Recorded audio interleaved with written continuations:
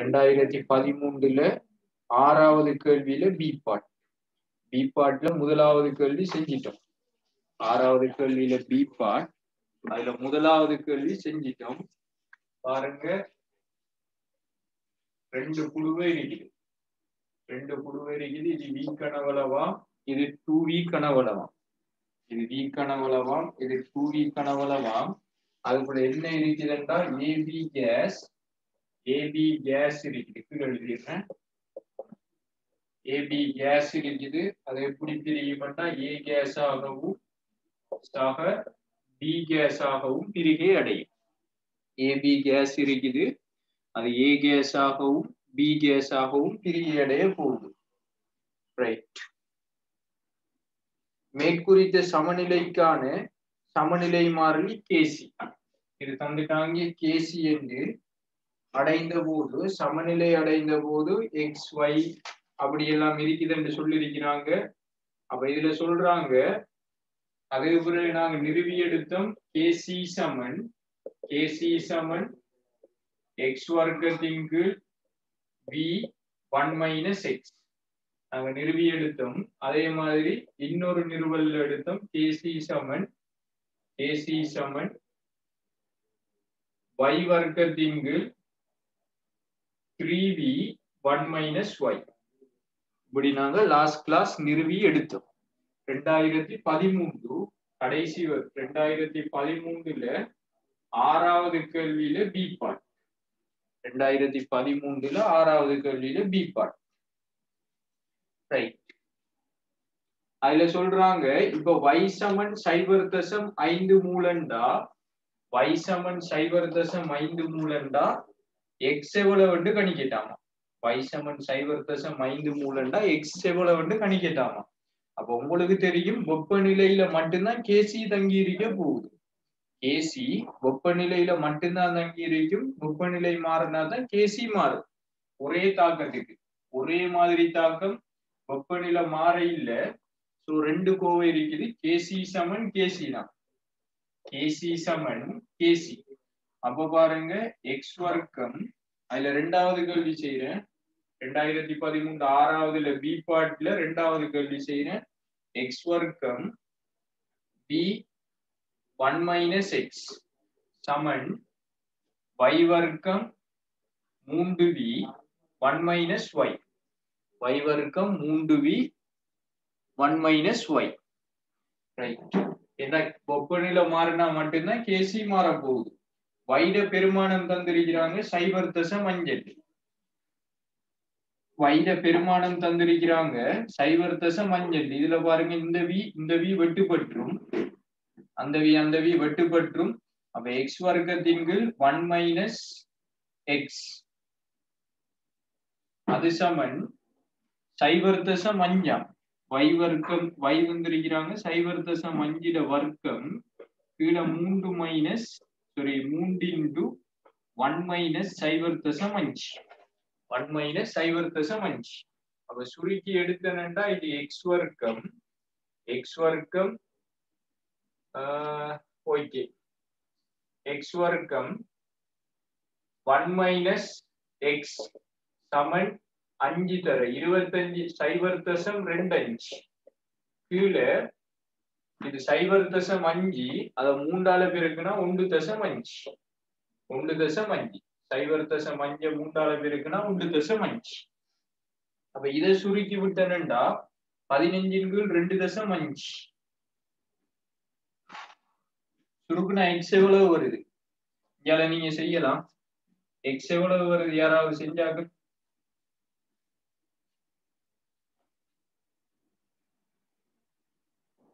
X இருபடி சமன்பாட்டுல வரப்போகுது 0.33 0.33 வரும். எக்ஸ் அளவு வரப்போகுது 0.33 போட்டுருங்க. எக்ஸ கண்டுட்டேன். இது 2வது கேள்வி.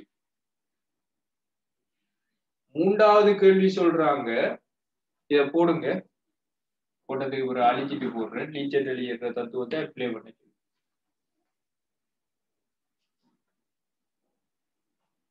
போட்டு ஓகே கொடுங்க. மைனஸ் 0.5. இங்க இருந்து தான் பிரிஞ்சு போகுது, மைனஸ்ல வராது ஆன்சர். ஏன்னா இங்க இருந்து பிரிஞ்சு வராது, ஆரம்பத்துல ஏபி தான் இருக்குது. ஆரம்பத்துல ஏபி இருக்கிறதால ஆன்சர் மைனஸ்ல வராது, இங்க இருந்து பிரிஞ்சு வர மாதிரி. இங்க ஒன்றுமே இல்லை, இங்க இருந்து பிரிஞ்சு வராது, இங்க இருந்து தான் பிரிஞ்சு போகும். இருபடி சமன்பாடு 2 ஆன்சர் வரும், அதுல இங்க இருந்து பிரிஞ்சு போற மாதிரி தான் வரும். சோ நீங்க மைனஸ் ஆன்சர் எடுக்கலாம்.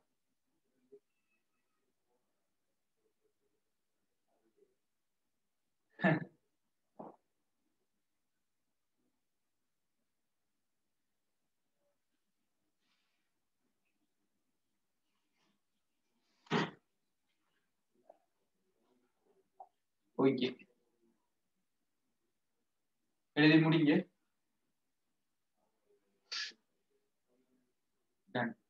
செஞ்சு பாத்தீங்களா யமுனா தேனிஜாவெல்லாம்?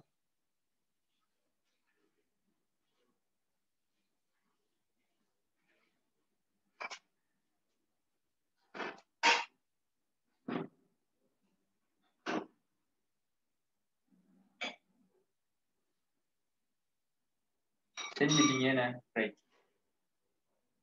புகைமா செஞ்சீங்களா?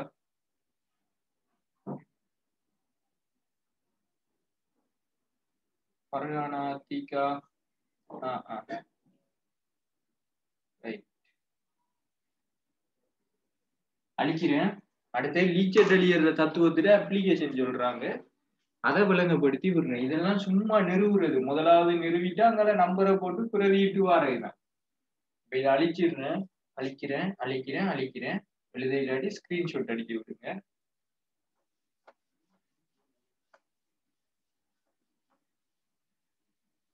ரைட், பாருங்க எப்படி இதுல பாருங்க. முதலாவது சொல்லிருக்கிறாங்க ஆரம்பத்துல ஒரு மூல் இருக்குதான். ஆரம்பத்துல ஒரு மூல் இருக்குன்னா இங்க ஒன்றுமே இல்லையா. பி கனவளவு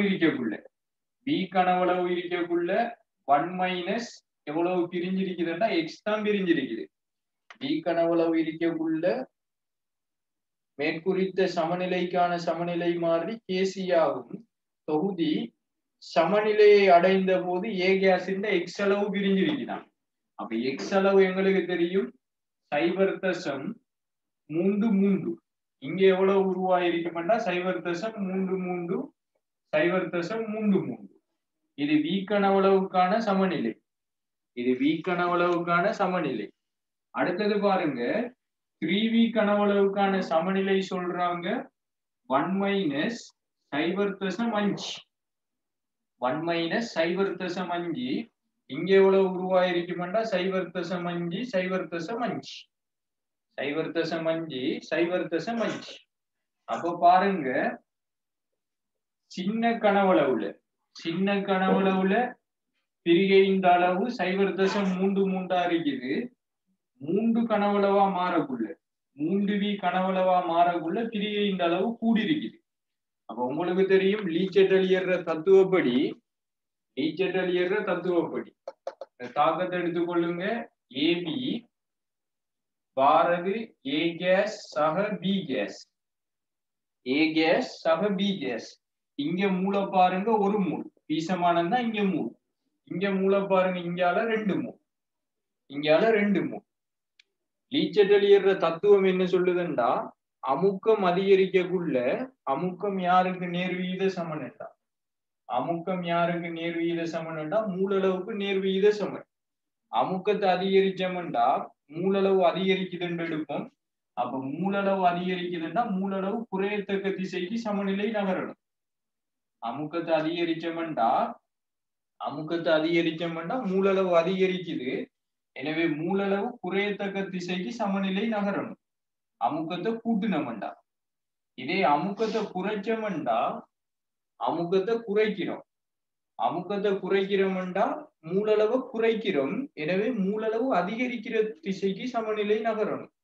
அமுக்கத்தை குறைச்சோம்டா மூலளவு குறைக்கிறோம், எனவே அமுக்கத்தை அதிகரிக்கிற திசைக்கு சமநிலை நகரணும். அப்ப முக்தாக்கம் சாதகமாகப்படும். அமுக்கத்தை குறைச்சோம்டா முக்தாக்கம், அமுக்கத்தை கூட்டினோம்னா பித்தாக்கம். உங்களுக்கு தெரியும் லீச்செட்டலியர் தத்துவம் படிப்பிக்கக்குள்ள சொல்லியிருக்கிறேன், அமுக்கமானது அதாவது கனவளவு அதிகரிப்பு அமுக்க குறைப்பு. கனவளவு அதிகரிப்பு அமுக்க குறைப்பு. கனவளவு அதிகரிப்பு அமுக்க குறைப்பு. பி குறைக்கிறது, மூல் குறைகிறதா கன்சென்ட்ரேட் குறையாதா சார்? அப்படி இல்லை. அமுக்க நீங்க கனவளவை குறைக்கிறீங்கடா, கனவளவு அதிகரிக்கிறீங்கடா அமுக்கத்தை குறைக்கிறீங்க. சோ அமுக்கத்தை குறைச்சிங்கன்னா சமநிலை எங்க போகும்னா முத்தாக்கத்துக்கு போகும். நீங்க கனவளவை குறைக்கிறீங்க அதிகரிக்கிறீங்கன்னா அமுக்கத்தை குறைக்கிறீங்க. அமுக்கத்தை குறைச்சிங்கன்னா அமுக்க குறைப்பானது மூலளவு குறைப்பாக கொள்ளப்படும். மூலளவு குறைப்பாக கொள்ளப்படும். எனவே மூலளவு அதிகரிக்கிறதக்க திசையான முத்தாக்கத்துக்கு சமநிலை நகரும். அதாலதான் பாருங்க, வீக்கணவளவுல பிரிகை அடைஞ்ச அளவு 0.33. வீக்கணவளவுல பிரிகை அடைந்தது 0.33. பட் வீக்கணவளவுல பிரிகை அடைஞ்சது 0.53. வீக்கணவளவுல 0.33 பிரிஞ்சிருக்குது, வீக்கணவளவுல 0.53 பிரிகை அடைஞ்சிருக்குது. எனவே லீச்செட்டலியர் தத்துவப்படிதான் இது பிரிஞ்சிருக்குது. ஓகே, எழுதுங்க எழுதுங்க. இதை போடுங்க, முதலாவது இதை போடுங்க. இதை எப்படியே போடுங்க, நான் வசனமா சொல்லி விடுறேன். அமுக்கம் மூலளவுக்கு நேர்விகித சமன். எனவே அமுக்க அதிகரிப்பு மூலளவு அதிகரிப்பாக கொள்ளப்படும். அப்ப மூலளவு அதிகரிச்சா மூலளவு குறையத்தக்க திசைக்கு சமநிலை நகரும்.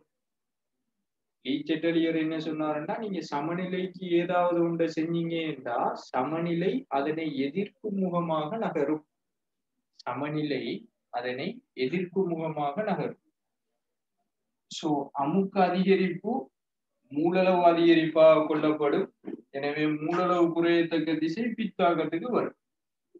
அமுக்க குறைப்பு மூலளவு குறைப்பாக கொள்ளப்படும். எனவே மூலளவு அதிகரிக்கிறதக்க திசையான முத்தாக்கத்துக்கு சமநிலை நகரும். இது விளங்காதாக்கள் வீடியோ இருக்குது, போய் பாருங்க. கடைசிக்கு முதல் கிளாஸ் போல 10ஆவதோ 9, 10, 11 அந்த கிளாஸுக்குள்ள செக் பண்ணி கொள்ளுங்க. லீச்செட்டலியர் தத்துவம் படிப்பிச்சிருக்கிறேன்.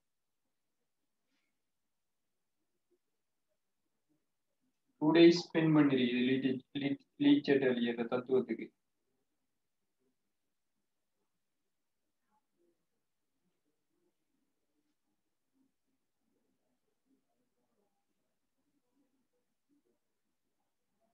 எழுதினா ஓகே என்று போடுங்க.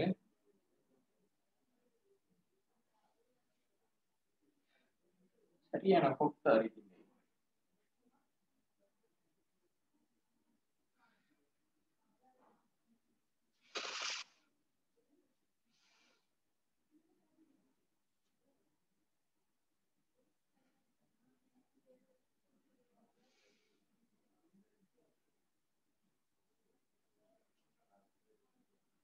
எழுதினா ஓகே என்று போடுங்க.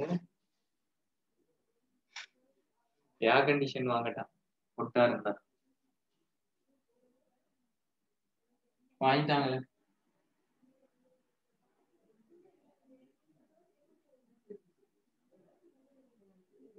யமுனா ஓகே, இஷ்பா ஓகே,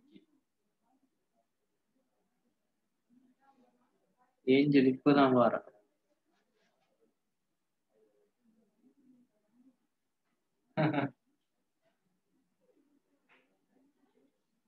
தேவ்சாந்த்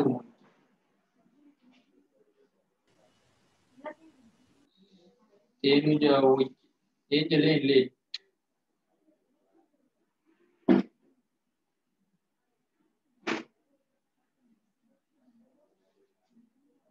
ரைட், லிருவும் சரி. அப்ப எழுதுங்க எழுதுங்க. லீச்செட்டலியரின் தத்துவப்படி லீச்செட்டலியரின் தத்துவப்படி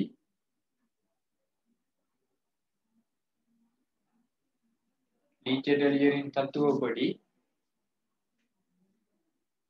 அமுக்கமானது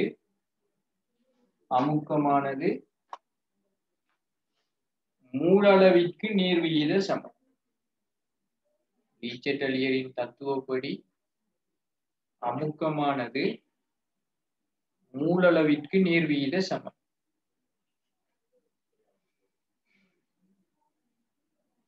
அமுக்கமானது மூலளவிற்கு நேர்விகித சமம்.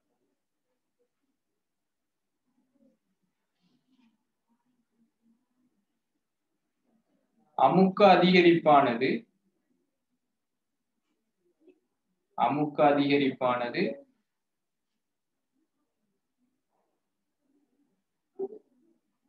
மூலளவு அதிகரிப்பாக கொள்ளப்படும். அமுக்க அதிகரிப்பானது மூலளவு அதிகரிப்பாக கொள்ளப்படும்.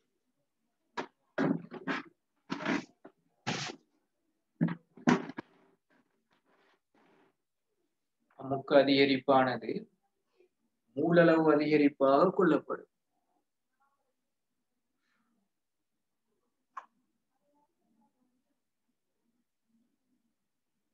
எனவே அமுக்கத்தை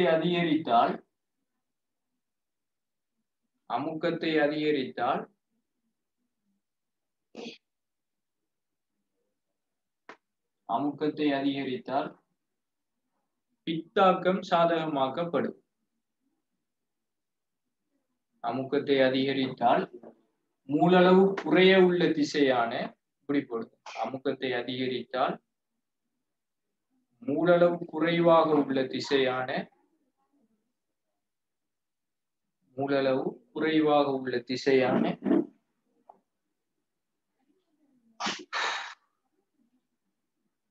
பித்தாக்கத்திற்கு சமநிலை நகரும். மூலளவு குறைய உள்ள திசையான பித்தாக்கத்துக்கு சமநிலை நகரும்.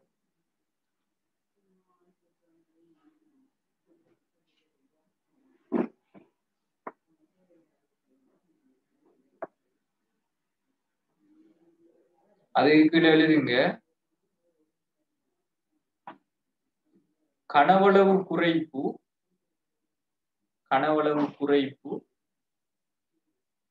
அமுக்க அதிகரிப்பாகும். கனவளவு குறைப்பு அமுக்க அதிகரிப்பாகும்.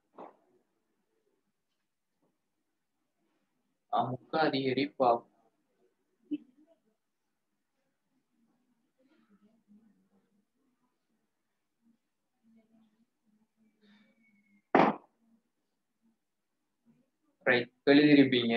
இதுக்கு பிறகு என்ன சொல்ல போறேன்டா, கனவளவு அதிகரிப்பு அமுக்க குறைப்பு.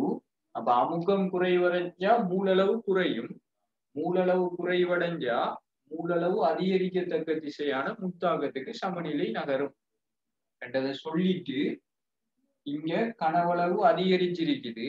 சோ சவுண்டா பேசியா, இதுக்கு கூட கத்த இயலாது. கேக்குது இல்லையா? கத்தினா பக்கத்து வீட்டாக எல்லாம் விளிம்பி வந்துடுவாங்க. ரைட், எழுதுங்க. இது ஒரு ப்ளூடூத் ஹெட்செட்டை சார்ஜில் போட்டிருக்கிறேன். அவர் ரெடி ஆகின உடனே அதை போட்டுடுறேன். இது முடிஞ்சிடலையே. ரெய்னிங்கா உங்களோட சைட்? ஓகேம்மா, எழுதுங்க.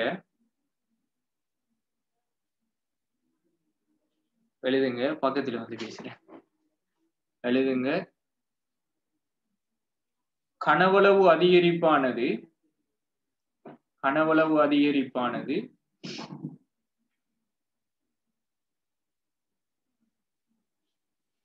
அமுக்க குறைப்பாக கொள்ளப்படும்.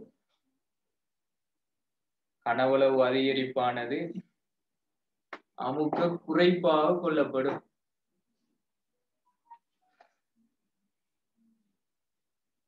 அமுக்க குறைப்பாக கொள்ளப்படும்.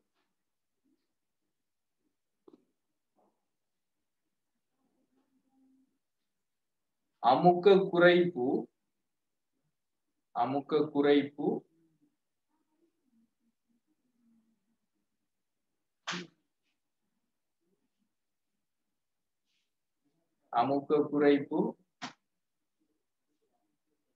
மூலளவு குறைப்பாகும்.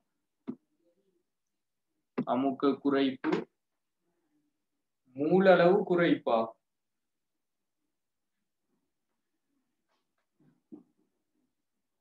மூலளவு குறைப்பாகும்.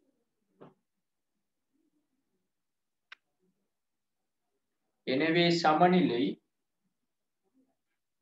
மூலளவு அதிகரிக்கத்தக்க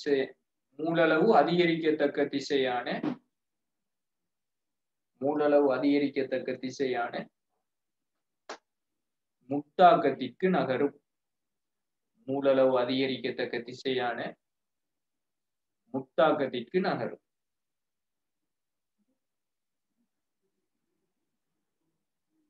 மூலளவு அதிகரிக்கத்தக்க திசையான முட்டாக்கத்திற்கு நகரும்.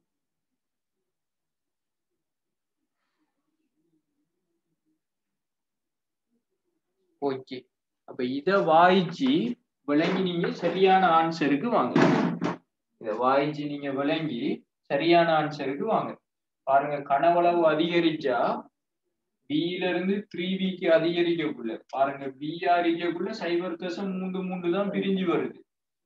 3Bக்கு கூடிருமெண்டா 0.5 பிரியுது. அதாவது கனவளவு அதிகரிப்பானது முட்டாக்கத்தை சாதகமாக்குதண்டு. நான் ரெண்டாவது அர்த்தம் கனவளவு குறைப்பட்ட அந்த வசனத்திலிருந்து எழுதி இங்கால இதுவரைக்கும் சொல்லி காட்டுவீங்க. B-ல 0.33 பிரியுது, 3B-ல 0.5 பிரியுது என்ற வரைக்கும் நீங்க எழுதுவீங்க பின்னால. இதுக்கு பிறகு நான் சொல்ல விரும்பல, என்னன்னா டைம் நல்லாவே சாப்பிடுது. ஓகே, இப்படியே போனா நாங்க 20 வருஷம் முடிக்கிறதுக்கு இன்னொரு மாசம் இருக்கும் போல. Long time. ஓகே, அடுத்து 3வது கேள்வியை பாருங்க, இல்ல 4வது கேள்வி. 4வது கேள்வி இந்த பாத்தீங்கன்னா வழங்கும் எல்லா வருஷமுமே செஞ்சுட்டு வரக்குள்ள லீச்செட்டில் ஏறுற தத்துவத்தோட சம்பந்தப்படுத்தி கிட்டத்தட்ட ஒரு கேள்வி இல்லாட்டி 2 கேள்வி வரும். பெரிய மார்க்ஸுக்குரியது ஒரு கேள்வி இல்லாட்டி 2 கேள்வி, மேக்சிமம் மார்க்ஸுக்குரிய கேள்விகள் வரும். அதால அதுல கிளியரா இருக்கணும். அதே மாதிரி அங்கால பின்னால வர பாடங்கள் எல்லாமே அயன் சமநிலை, அவத்தை சமநிலை, கரைதிறன் பெருக்கம் எல்லாமே லீச்செட்டில் ஏறுற தத்துவத்தை தான் டிபெண்ட் பண்ணி இருக்க போகுது. இன்ஆர்கானிக் பண்பறிவு படிச்சாக்களுக்கு விளங்கி இருக்கும் அது எந்த அளவுக்கு செல்வாக்கு செலுத்துதல். செறிவை கூட்டுனா சமநிலை பின்னால போகுது, செறிவை குறைச்சா முன்னால வருதுன்னெல்லாம் அதுல கத்துன எத்தனை பேருக்கு விளங்குனிச்சோ தெரியாது. பட் இனி அதை பார்த்துட்டே இருக்கும், ஃபுல்லாவே பார்ப்போம். ஏன்னா பெரும்பாலான தாக்கங்கள் சமநிலை தாக்கங்கள் தான். ஒரே படியில நடக்கிற தாக்கங்கள் குறைவு. பிசிக்கல் வந்தாலே எல்லாமே சமநிலையில தான் நிக்க போகுது.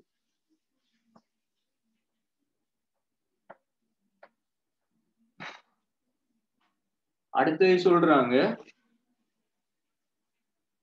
என்ன எக்ஸாம் பேப்பர் அதை திருத்தி தானே தரலாம்னா அவ்வளோத்தையும் திருத்தணும். எனக்கு நேரம் வேணும், நேரம் வந்தா தான் திருத்தலாம்.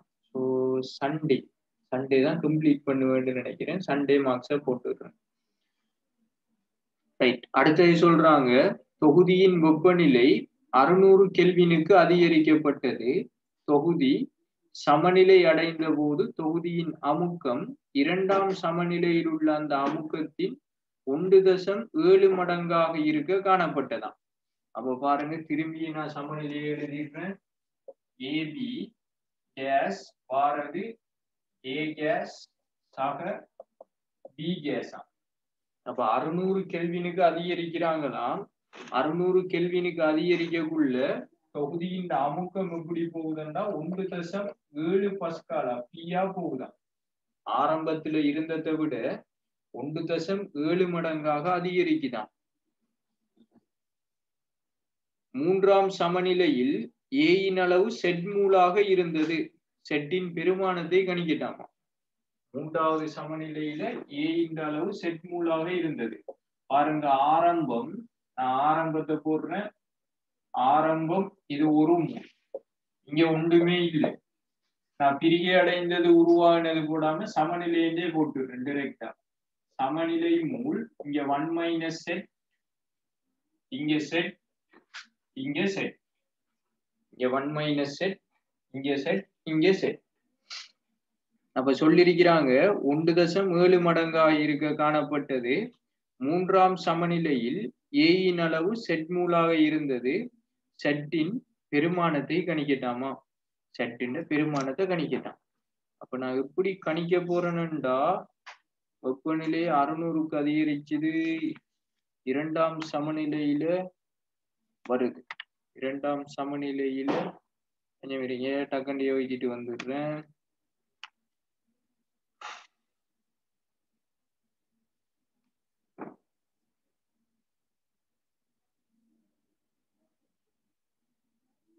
ரைட். நான் என்ன செய்யறேன்டா, பிவி சமன் என்ஆர்டி போடுறேன். இரண்டாம் சமநிலைக்கும் முதலாம் சமநிலைக்கும் பிவி சமன் என்ஆர்டி போடுறேன். பாருங்க, இப்ப மொத்த மூல கணிக்கிறேன். டோட்டல் மூல கணிக்கிறேன்டா 1 மைனஸ் செட் சக செட் டோட்டலா பாத்தீங்கன்னா 1 பிளஸ் செட் டோட்டல் மூல் 1 பிளஸ் செட் இருக்கும். இந்த சமநிலைக்கு பிவி சமன் என்ஆர்டி போடுறேன். பிவி சமன் என்ஆர்டி போடுறேன். பிய பாத்தீங்கன்னா இங்க 1.7 பி கனவளவு பி தந்திருக்கிறாங்க போல. பி தர இல்ல, பி என் தான் கேள்வி. சரி, என் தெரியும் 1 plus set R T. T வந்து 600 கெல்வின். டி வந்து 600 கெல்வின்.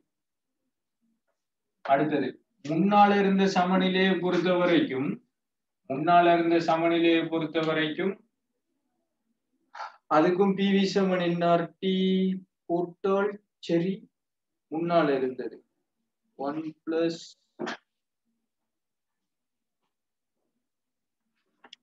400 கெல்வின். அதுல என்னமா மூல் வந்து 0.5 மூலன. அப்ப 0.5 மூல் இருந்துச்சு. அப்ப பி தர பி இரண்டாவது சமநிலையில பாத்தீங்கன்னா இது ஒரு மூலா இருந்துச்சு. 1 மைனஸ் 0.5. இங்க எவ்வளவு வந்து இருந்துச்சுன்னா 0.5 இரண்டாவது சமநிலை பார்த்தோம். அப்ப இரண்டாவது சமநிலையில என் டோட்டல் எவ்வளவுன்னா 1.5 மூல்.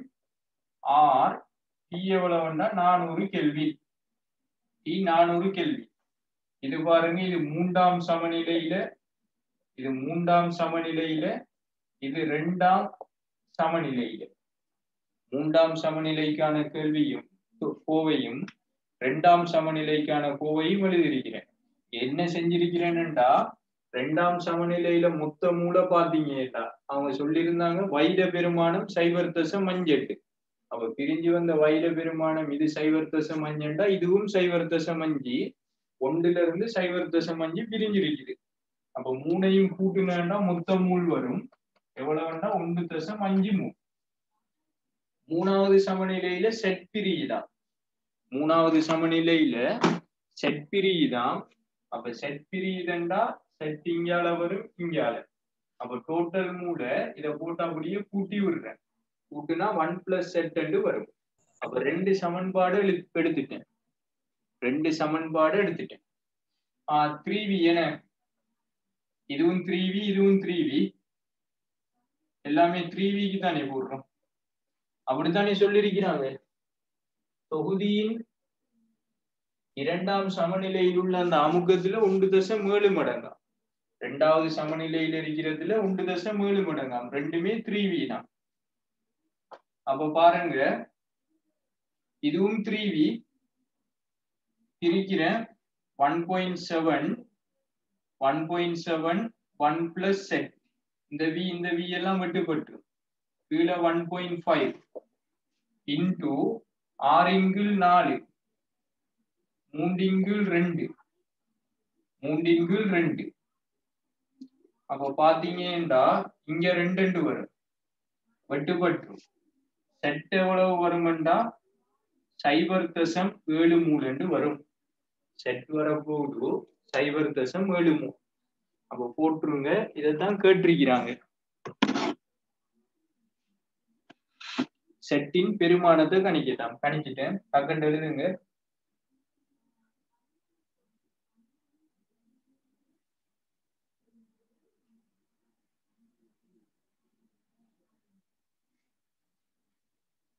அடுத்தது லீச்சட் வெளியேற தத்துவம் தான் கேட்கிறாங்க.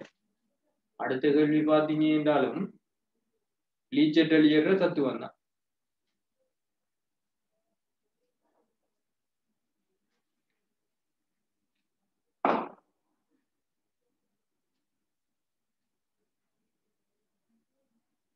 இதுல யாராவது 2010 இருந்து 2000 வரைக்கும் ட்ரை பண்ணாக்கள் இருக்கிறீங்களா?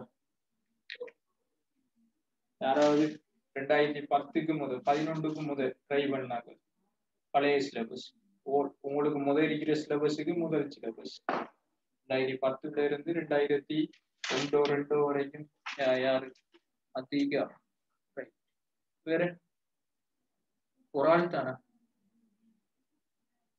யமுனா ஓகே எஸ்ஏ ட்ரை பண்ண இல்லையா? எம்சிக்கு எல்லாரும் செய்யலாமா? பிசிக்கல் அவ்வளவு பெரிய கஷ்டம் இல்லை. எம்சிக்கு ஆஷிகா ரைட். அப்ப நிறைய பேர் ஆன்சர் எல்லாம் வந்துச்சு. ஏஞ்சல் ட்ரை பண்ணி ஆன்சர் வந்துச்சா இல்லாட்டி கஷ்டமா இருக்குதா?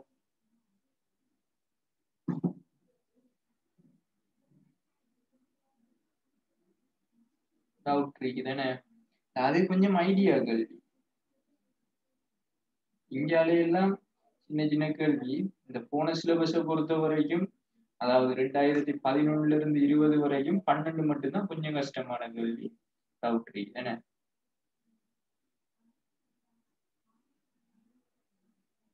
எம்சிக்யூ கஷ்டம்னா இதுக்குள்ள இருக்கிறதா இருக்கலாம். என்னன்னா கூற்று கேள்வி. இந்த சிலபஸை பொறுத்த வரைக்கும் போன சிலபஸை பொறுத்த வரைக்கும் எல்லாம் கூற்று கேள்வி. அதுக்கு முதல் எல்லாமே கணக்கு கேள்வி. ஸோ கணக்கு எம்சிக்யூ உங்களுக்கு ஏழும், கூற்று எம்சிக்யூ கொஞ்சம் தடுமாறுவீங்க. ஓகே, எழுதியாச்சு.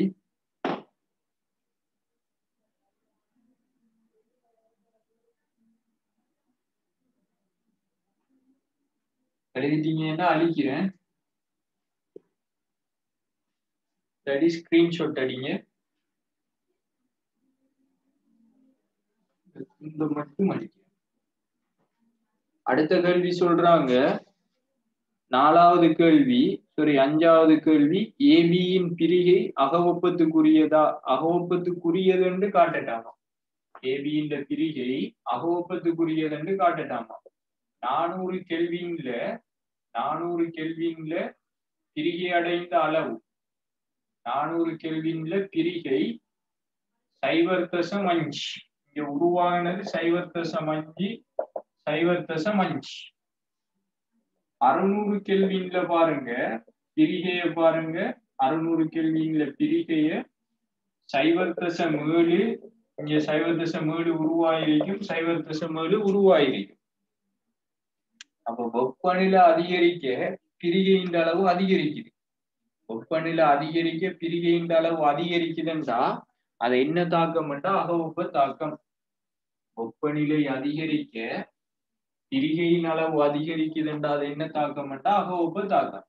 இப்ப பாருங்க, ஏபி வாரது ஏ சக பி என்று வச்சுக்கொள்ளுங்க. வெப்பத்தை இங்க போடுறேன். அகவெப்பம் என்றா டெல்டா எச் இங்க. வெப்பநிலையை கூட்ட அகவெப்ப தாக்கம் என்றா வெப்பநிலை அதிகரிக்க வெப்பநிலை குறையத்தக்க திசைக்கு போகணும். சோ முத்தாக்கம் சாதகமாக்கப்படும். வெப்பநிலை அதிகரிக்க வெப்பநிலை குறையத்தக்க திசைக்கு சமநிலை நகரணும். எனவே முத்தாக்கம் சாதகமாக்கப்படும். இதை காட்டிட்டீங்கன்னா சரி, வெப்பநிலை அதிகரிக்க பிரிகையின் அளவு அதிகரிக்குது, எனவே இது அகவெப்ப தாக்கம் என்று கொடுத்தீங்க என்றாலே சரி.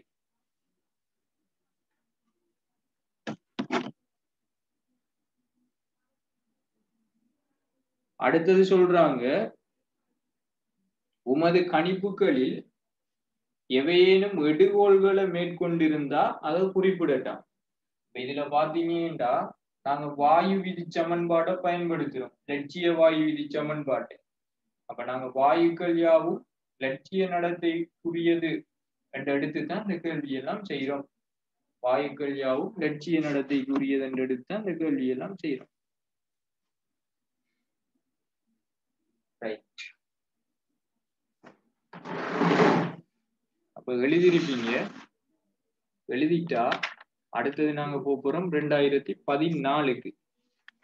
2014க்கு போறதுக்கு 2014 எத்தனாவது கேள்வி? பி கேள்வி, 5வதுல பி. நான் இதை கட் பண்ணிட்டு வரேன். என் டைம் முடியுது. அதே லிங்க் தான் கிளிக் பண்ணி வாங்க. அதே லிங்க்